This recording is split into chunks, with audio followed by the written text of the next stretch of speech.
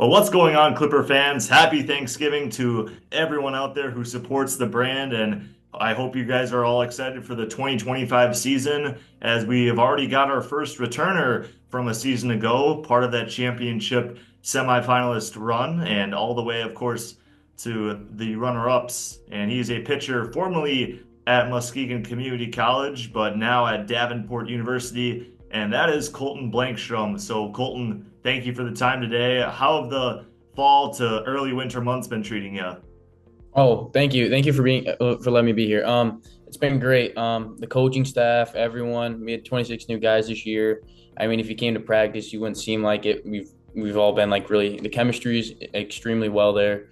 I mean, from the coaching stand, from what I've learned from the coaches there already, it's been a lot better. But I mean, it's just really fun to be around the guys and the coaching and just like everyone enjoys the game of baseball, so it makes it a lot more enjoyable there.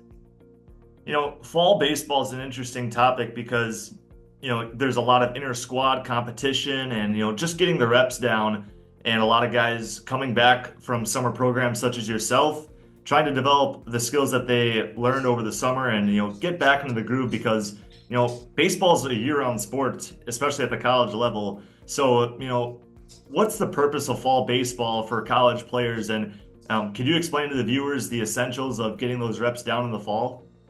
So for the fall, I mean, a lot of it's like, especially from coming from Davenport, having 26 new guys in, it's a lot for the coaches to see what the players can do and what they're capable of, and basically for them just to see what they can like, what where they see themselves in the spring.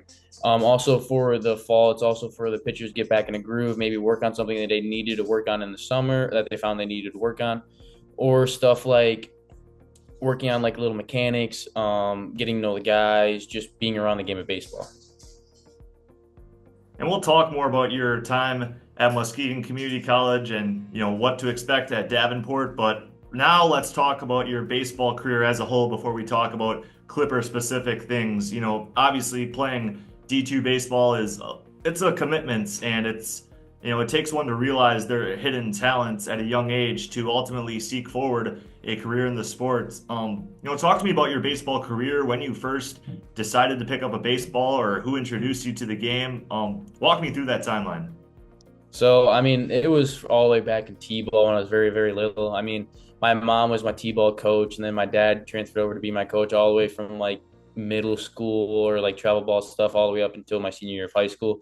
My dad had a big part of it. There was weekends on ends where we would just go hit baseballs or go play catch, maybe work on something. But my dad was always there helping me work on something I needed to get better at. I mean, my dad has like always been there. But for me, baseball, I've kind of grown very fond of it because it's something I enjoy, something that came very easy to me because that's how I grew up. Because my brother also played. He went to GRCC and then now he went to GV to finish out his career there. And so, I mean, I kind of grew up in like a baseball household. So it's kind of what I knew from ground one. And then when it came to choosing your ultimate college decision, and for a lot of high schoolers, that can be a stressful time figuring out where to be, life after, your senior year of high school, and things are almost pretty much on your own. I know parents can, continue to be a helping hand through college, but what brought you to the junior college route? Because some players will jump right into D1 or D2, but you decided to take your talents to Muskegon and develop for a little bit. Walk me through that decision of going the junior college route. So I chose the junior college route because I mean I came from a little small school and I only graduated with like 96 kids, so we didn't have Wow. a whole lot of competition there, but still the competition was good. But I kind of like I wasn't seeing the offers I wanted to see, and I knew I had to develop, so I went the junior college route, and so I went to MCC my freshman year because it was kind of a no brainer because I would get my school paid for by the state because I had the skiing promise. And so basically going there, developing myself, getting stronger, learning about more in depth about the baseball, how to pitch to hitters, all that sort of stuff. And basically that it just showed that because my end goal was to go play Division 1, Division 2, where I am at my end goal right now where I got Division 2. And so it just kind of helped me develop. I mean, from all the coaches, especially at MCC with Nate Glant, he taught me a lot. Also with some of the other upperclassmen pitchers that were there at MCC, also helped me develop and grow more into the knowledge of baseball. And then after my freshman year, I transferred to GRCC Grand Rapids Community College because of a coaching change. But also from there too with Mike Eddington and Pat Clark, they also helped me develop and like find more love for the game of the sport, and also help me with the little things like little mechanics, maybe a pitch design or something to help develop my arsenal and just make me a better baseball player overall. Now, there's an interesting point that happened this past summer in Muskegon. I recall your family coming up to me and notifying me that you had, in fact, made the commitment to Davenport University. Talk about how, they introduced themselves to you, or if you reached out to them, and walk me through the process of now going from JUCO to Division Two. I got in touch with Davenport through my pitching coach at GRCC, Patrick Clark. He pitched there actually at Davenport, had a couple injuries, so then he came back to GRCC to coach.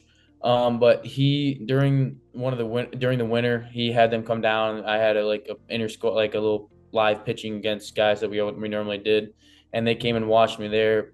They saw some interesting stuff about me, but really wasn't anything intriguing because they had a lot of guys that were supposed to come back and stuff. But with that, I had by going through there, and then I didn't really see much offers at the end of the season. And so I reached out one more time. I reached out to them, and with my dad being like, my dad used to catch for Coach Tidy, so it kind of helped out there with that tie. But with that, it kind of just like helped push my way towards D2, which I wanted to play. Where Davenport's they have a winning reputation, and because a hometown kid that went to Montague, he's actually one of my older brother's friends. He graduated with him, Jacob Bushberger. He's now playing Double A in the minors for the St. Louis Cardinals. And so when he went to Davenport, I asked him about some of the stuff that was going on there and some other past players and stuff like that, and how they liked it there, how they enjoyed it, and they kind of helped reinforce the way that I wanted to go to Davenport. And we'll talk more about the expectations for the season, and obviously D2 baseball and the GLIAC conference as a whole has a pretty good reputation in the state of Michigan, predominantly as we know it. And Clipper Nation, they're no strangers to schools like Davenport or Northwoods or Hillsdale, whatever the case may be, Saginaw Valley State especially. And we'll talk about the relationships between these schools and the Clippers. But now let's set the tone on Clipper baseball. Now, last year was your first year with the organization, and how did they reach out to you? And was Summer Collegiate League baseball something that you were initially intending on doing, or talk about your arrival to the Muskegon Clippers? Yeah, I was intending to play collegiate summer ball baseball, and so it kind of helped because Coach Wright, he's actually coached one of our coaches, who actually coached Shelby, which was in our conference in high school. So I kind of knew him, and my dad knew him, and so I reached out to them, asking if I could play, and they reached back and said yeah. So I mean, being a hometown kid, bringing out some fans from the Muskegon area was nice, but also like just overall the Clippers baseball, the coaches were very intelligent, brought more about us about baseball, and by them doing that, it just kind of like showed like how as a town as a whole, Muskegon town became like, you kind of saw how much the Clippers actually meant to the town of Muskegon. Yeah, that's interesting because there's summer baseball leagues around every single corner, and I know from your experience alongside with me traveling around the league, the atmosphere that's provided in Muskegon is not exactly elsewhere, with the exception of especially the Hamilton Joes, which we got to know the best of, especially in that championship series. Talk to me about game one where you got the starts, and obviously it didn't go to the direction the organization wanted, but that was a big moment for Clippers baseball in general because, they had never made it to the championship round, and Hamilton is always a powerhouse team. Talk to me about that experience of getting to throw in the championship game. Oh, it was a very much of an honor, especially being the first time being able to get to the championship game as a Clippers organization. But it was, yeah, and like you said, it didn't go the right way. But I mean, playing against that competition kind of shows what you need to get better on, what you need to work on. So it was good playing that competition, but still playing at that high of a level in that big of a game. I mean, you're gonna have nerves no matter what, but it was still kind of it was very eye opening and like kind of like realization like wow, you're playing a collegiate game which you love and playing at your hometown where you have a lot of people around this area in a big time game. And I know I didn't show out, but still it was a great opportunity for me. Aside from the experience of pitching against the Joes in the championship round, you know, and maybe even list off a couple of what some of your favorite memories from this past summer were with Muskegon. Some good memories would be when we were doing the flying fish. Dylan Kaminsky, he shot. We were doing the flying fish where it's a slingshot, and they were shooting it, and he shot it, and it didn't come. It didn't go out, and it came back and slapped him in the face. I thought it was pretty funny. But some other good memories is especially I think it was our last game when we realized like we sold out the whole entire crowd. Some people had to come sit in the bullpen, just like realizing how big it was and just like taking it all in at that time.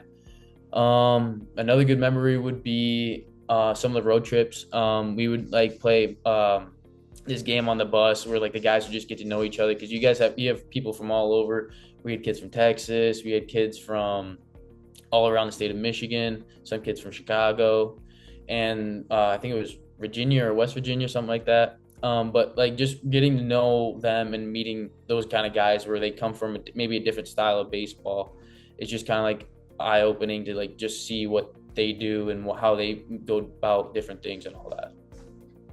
Yeah, and one of the, more outsiders coming into the state of Michigan was, the Las Vegas native and your pitching coach, Adam Lesko. Talk to me about the relationship that you developed with Coach Lesko over the summer because, he's new to the team as well. So it was a new experience for a lot of people. But, pitching, especially at the Summer Collegiate League level, is not easy to manage at all.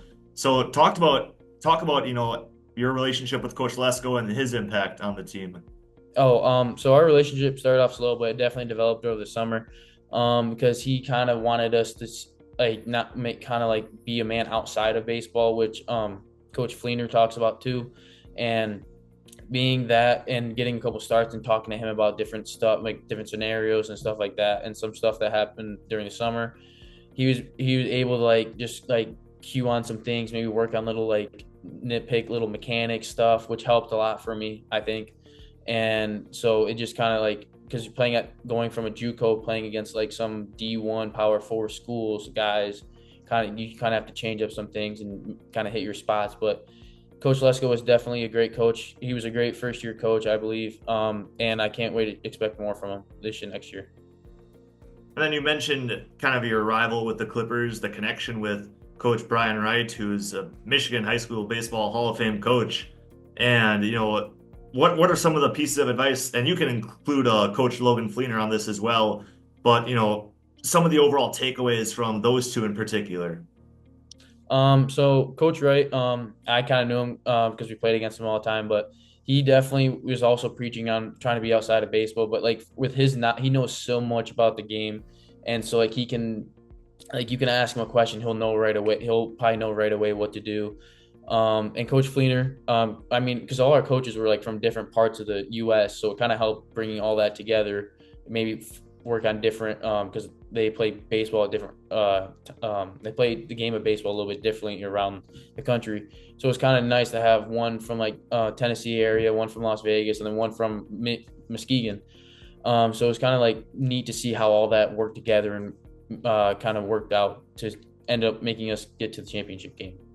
Yeah, and it's interesting because oftentimes you hear about different styles of play in, say, football, from the West Coast offense to, Midwest Big Ten style of power football. But baseball is interesting because, it looks like a very similar game when you watch it, but, strategies and, different ways of implementing, hit and run tactics. That was something this team was really big on. Bunts, base running. The Clippers were one of the best base running teams in the Great Lakes Summer Collegiate League this past year. Now, looking forward at what lies ahead, obviously your first year with Davenport, which is, a big important factor in your baseball career, but also another summer in Muskegon. And the Clippers, they value returning players. So when you made your announcement to return, that's why we're having something like this, because I think it's big for the new players as well to, take a piece of advice from the guys who have been around the block before. What are you looking forward to most? for this next summer in Muskegon, which will be your second? Definitely meeting the new guys is the first one. But also expecting like the fans. Can't wait for the fans to come out again because that's always because opening day is always a big day. You get to really take on in how much the town of Muskegon actually loves baseball, especially for the Clippers. Um, but also with some advice would be definitely don't take it for granted because this is good quality baseball. We travel around from Ohio all the way up to like some one other team in Michigan, and you just get to see like all the talent that's there and get to see all the different fans and stuff. But definitely don't take it for granted. I would definitely like try to work out with because I know some people have host families and stuff like that, but definitely try to take a visit around Muskegon. It's there's some cool stuff around Muskegon, but definitely the competitive level of the baseball here is I think is pretty good, and especially being from a hometown kid, it's kind of nice just having driving like 20 minutes and being able to play this kind of level of baseball. Now, obviously, that'll come after your season at Davenport. Are you excited to go up against some of your former Clipper teammates in once GLIAC competition rolls around? Yes, I am. I think we had what like 15 or 16 guys from the GLIAC on our team last year. All right, well, baseball obviously big in Muskegon, but I hate to rub it in, but I was heartbroken as a Brewer fan. Did you expect the Detroit Tigers? I'm not sure if you're a Tigers fan or not, but did you expect them to make this big of a run? No, I did not. I did not. It kind of caught me from the like just kind of out of the blue because I wasn't paying a huge like attention to the Tigers or anything like that. But my one of my roommates was like a big he's like a diehard Tigers fan. I mean, I'm a Tigers fan too, but like not super. But he started talking stuff about it, and then next thing you know, we're in the playoffs, and then we're winning a game against the Houston Astros, and then going to play against the Guardians and stuff like that. So I mean, it was kind of neat to see that for because it's I don't know how long it's been since the Tigers have made a playoff appearance, but it was very neat to see. Yeah, I'll never forget the looks on my producer's face when Jack Flaherty got traded to who else but the LA Dodgers. And I even had the opportunity to talk to Tigers Vice President Jay Sartori about that decision. And, it paid off. It's tough at the time, but organizations have to make decisions. And, with it being Thanksgiving, happy Thanksgiving, Clippers fans. I'm going to let you go and enjoy the rest of your Thanksgiving break. But first, you got to tell the fans what your favorite Thanksgiving dish is. Oh, favorite Thanksgiving dish? I would definitely have to go with corn casserole. Ooh, that's a different one. I was expecting mac and cheese like everybody else. Oh no, my family's pretty big on corn casserole, and then we make it every year, and it gets the pan gets empty every single year. It's really good. All right, well, I hope the corn casserole tastes good for you, Colton, and thank you for your time today. Clipper fans, thank you all for tuning in, and we look forward to seeing you all out at Marsh Field for the 2025 season. And as always, thank you all for tuning into this edition of Muskegon Clippers Baseball, and we will see you next time.